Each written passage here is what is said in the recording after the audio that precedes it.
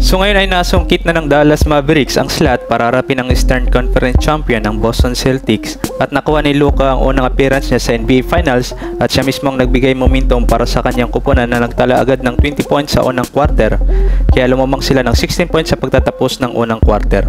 At nabanggit pa ni Coach Jason Kidd na talagang porsigido na tapusin ni Luka ang serye, samantalang partner ni Luka si Kyrie Irving ay malaki din ang naitulong kaya nahirapan makahabol ang Timberwolves. Nagtala ito ng 36 points at kung saan ang huling 29 points ay nakuha niya sa second half ng game, kaya hindi kinapos ang opensa ang Dallas Mavericks. At sa interview kay Kyrie Irving ay nasabi niya dito sa Game 5 ay ramdam niya na may papakita nila ang isang best performance sa kanyang mga games.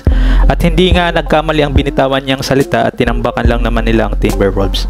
Naging maganda rin naman ang performance ni Anthony Edwards at Karl Anthony Towns na umiscore pareho ng tig 28 points, pero kapos pa rin para makasurvive sa tinambak ng Dallas Mavericks.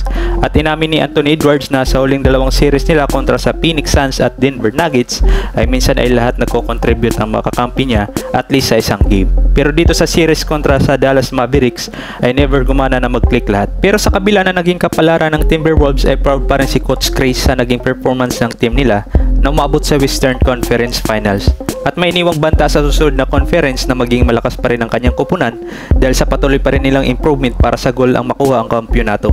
So ibig sabihin lang nito ay kakaibang Timberwolves ang masasaksihan natin next year at may pag-asang makabawi ang mga fans ni Anthony Edwards. So ngayon ay di pa tapos at abangan natin ang salpukan ng Dallas Mavericks at Boston Celtics at asahan natin na sigurado na magiging maganda ang matchup ng dalawang kupunan dahil may isang linggo pa na pahinga para simulan ang series sa June 7 at araw ng Biyernes. Ano sa tingin niyo mga kabasket, sino kaya ang mangingibabaw para makuha ang tropeo? Kaya mag-comment down below para pag-usapan natin.